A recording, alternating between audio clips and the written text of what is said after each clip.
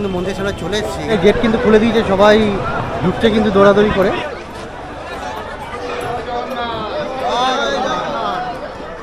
Finally প্রবেশ করে গেলাম দীঘার জগন্নাথ মন্দিরে।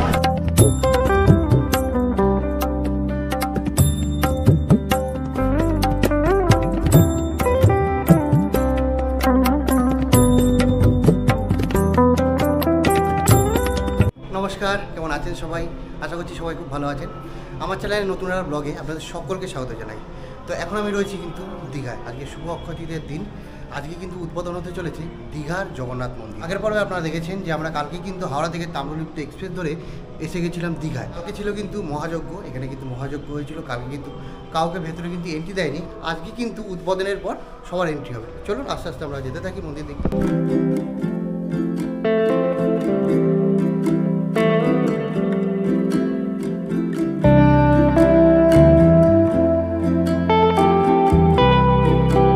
আমরা কিন্তু মন্দির সামনে চলে এসেছি, এখানে কিন্তু উদ্বোধন পর্ব শেষ হয়ে গেছে। এবার দেখবো যে ভেতরে কিন্তু প্রবেশ করা যাচ্ছে কিনা। তো ওই সাইডে যাই, সামনের দিকের গেটটায়।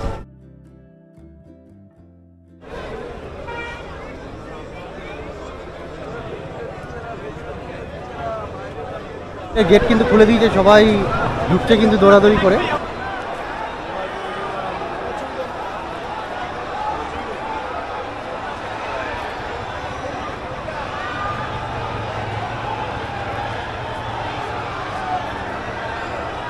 অতিরিক্ত কিন্তু গেটের সামনে ভিড় রয়েছে, সেই কারণে আমরা ঢুকছি না। একটু ফাঁকা হলে তাও ঢুকবো, কেন সামনে কিন্তু প্রচুর হুড়োহুড়ি চলছে। আমার দুজনকে আমি আর খুঁজে পাচ্ছি না, কোথায় তারা গায়েব হয়ে গেছে। তো দেখি একটু ফাঁকা হোক, তারপরে ভেতরে ঢুকবো। কিন্তু গেট আবার বন্ধ করে দিল, কিছু লোক প্রবেশ করলো, কিছু লোক আবার বাইরে।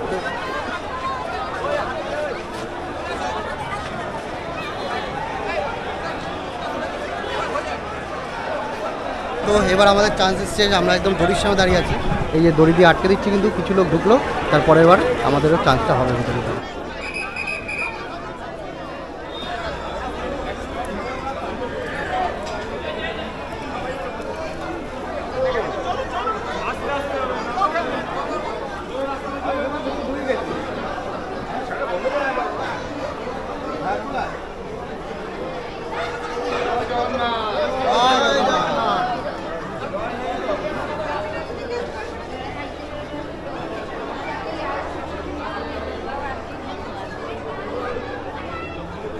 ফাইনালি প্রবেশ করে গেলাম দীঘার জগন্নাথ মন্দিরে।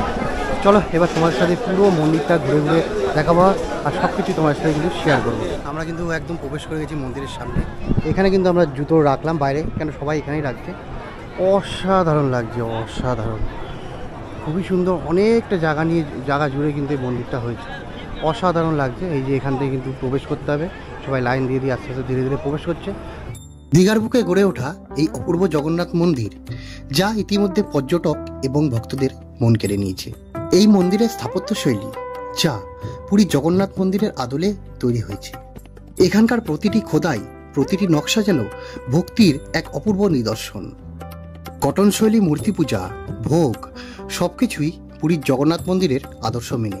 অসাধারণ, অসাধারণ, অসাধারণ লাগছে কিন্তু।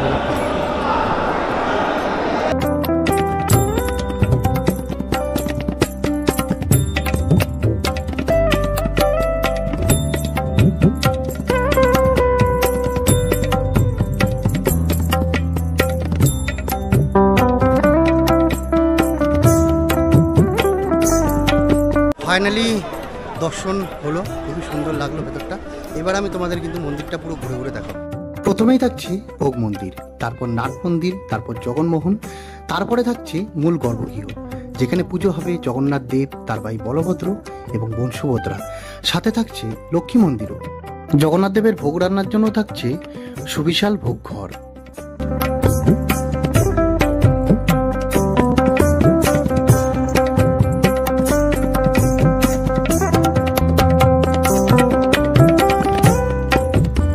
প্রতিদিন নিয়ম মেনেই পুরীর মতন পালিত হবে ধ্বজা পরিবর্তন।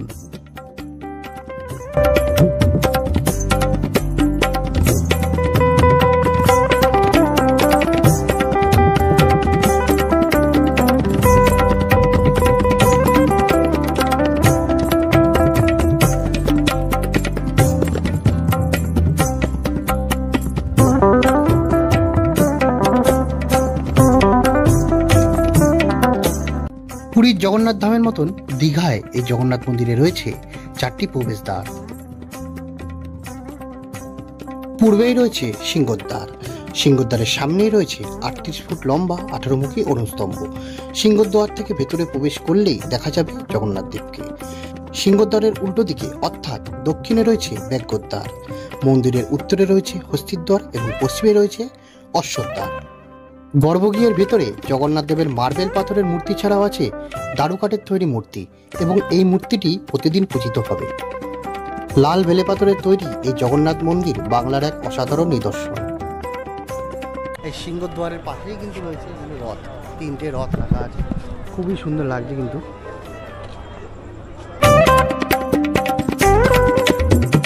আমরা কিন্তু মন্দিরের ভেতরে ঘোরাঘুরি করছি, খুবই সুন্দর লাগছে জায়গাটা।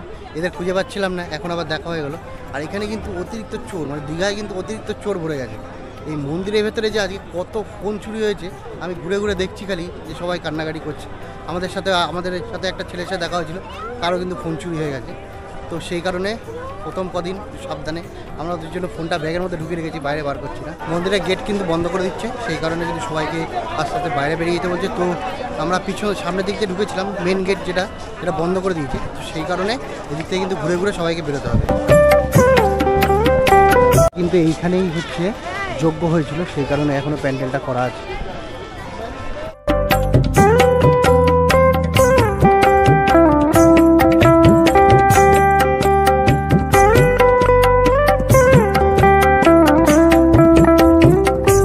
এখনও কিন্তু হাজার হাজার লোক দাঁড়িয়ে আছে এখানে দর্শন করার জন্য।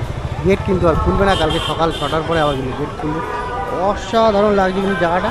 আর সবচেয়ে সুন্দর লাগছে হচ্ছে এই যে রোডটুকু যে লাইটিংয়ে সাজানো হয়েছে, সেই লাইটিংটা। আমরা এবার বেরিয়ে যাচ্ছি সামনের দিকে, সামনে গিয়ে কিছু খাওয়া দাওয়া করবো, তারপর আবার ঘোরাঘুরি করবো। আর দেখবো আজকে রাতে যদি কোনো বাস পাই তাহলে কিন্তু আমরা আজকে রাতেই ব্যাক করে যাবো কলকাতা, নাহলে কালকে সকালে কিন্তু আমাদের ট্রেন ধরতে হবে। তো কালকে জিজ্ঞেস করলাম যে কিছু ট্রেন ক্যান্সেল আছে, এখানে যে একটা লোকাল ট্রেন ছিল যেটা সকালবেলা সেটা ক্যান্সেল। তো সেই কারণে কিন্তু তাম্রলিপ্ত এক্সপ্রেস কিন্তু ভিড় হবে। সেটাই আমরা প্ল্যান করছি যে আমরা বাসে যাবো কি ট্রেনে যাবো।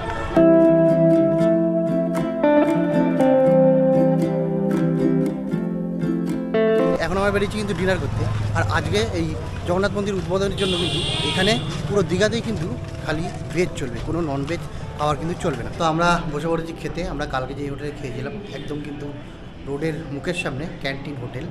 তো আজকে তো সব জায়গায় ভেজ, তো এখানেও কিন্তু ভেজ। আমরা নিয়ে নিলাম হচ্ছে ভেজ থালি। এই যে ভাত দিয়েছে, তোমার এখানে চিপ দিয়েছে, এখানে স্যালাড আর ডাল, পোস্ত আর সবজি তরকারি, ব্যাস। তো এই থালি নিল আমাদের হচ্ছে 110 টাকা। খাই, তারপরে আস্তে আস্তে রুমে দিয়ে যাই। আমাদের খাওয়া দাওয়ার পর্ব শেষ করে আমরা এখন যাচ্ছি আস্তে আস্তে হোটেলের দিকে। রান্নাবান্না কিন্তু সত্যি আজকে রান্নাটা ভালো ছিল, তাই না? আজকে রান্নাটা কিন্তু সত্যি ভালো ছিল। এমনিও খিদে পেয়েছিল, পেট ভরে আর মন ভরে খেলাম। এইবার আমাদের প্ল্যানটা হচ্ছে আমরা বাড়িটা যাবো কিছু করে। এখন বাস ধরবো কি ভোরবেলা বাস ধরবো কি কালকে ট্রেন ধরবো, সেই নিয়ে হচ্ছে আমাদের টেনশন। দেখি এখন এখানে গিয়ে জিজ্ঞেস করবো, যদি বাস রাতের পাই বা ভোরবেলা যদি পাই, সকালবেলা পাই, সেটাই ধরে নেবো। কারণ ট্রেনে কালকে অতিরিক্ত ভিড় হবে কিন্তু।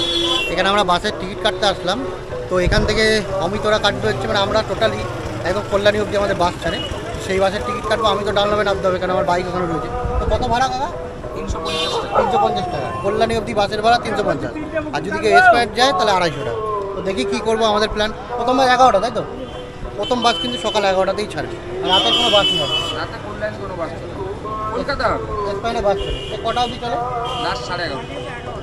রাতের স্প্যান্ড অবধি কিন্তু 11:30টায় বাস চলে। আমাদের ওদিকে বাস হবে না। তো দেখি কী করি, যদি হয় তাহলে টিকিটটা কেটে নেবো, কেন কালকে আরামসে এসি বাসে চলে যাবো। যদি ট্রেনে একটু সমস্যা হয়, জেনারেলে এখান থেকে সিটও পাওয়া একটু প্রবলেম হবে কালকে, সেই কারণে আমাদের বাসের টিকিটও কাটতে হবে। বাসের টিকিট আমরা কেটে নিলাম। এই যে টিকিট 1516 আমাদের সিট নম্বর। 3/2 আমরা কাটিনি, 2/2 কেটেছি, তাই জন্য একটু ভাড়াটা বেশি। 3/2তে একটু ভাড়াটা কম। আমাদের বললো হচ্ছে 300 টাকা করে, দুজনের 600 টাকা। চলো যাই। আর ও এখান থেকে খাটাল যাবে, ওর খাটালের বাসও কিন্তু এখান থেকে কাটতে বলছিলাম, কিন্তু বললো যে সামনে থেকে বাস অনেক খাটালে পাওয়া যায়। তো সকালবেলা সামনের দিকে বাসে উঠে যাবার, আমরা এইখান থেকেই উঠে চলে যাবো বাড়ি। এই জাস্ট রুমে আসলাম, এখন আমাদের ব্যাগপত্র গোছাতে হবে, কেন কালকে সকাল সকাল আমাদের এখান থেকে বেরিয়ে যেতে হবে। তো আশা করছি তোমাদের এই ভিডিওটা ভালো লেগেছে। যদি ভালো লেগে থাকে অবশ্যই লাইক এবং কমেন্টের মাধ্যমে জানাবে, আর চ্যানেলটাকে সাবস্ক্রাইব করে পাশে থাকবে। দেখা হবে অন্য কোনো পর্বে। Bye bye.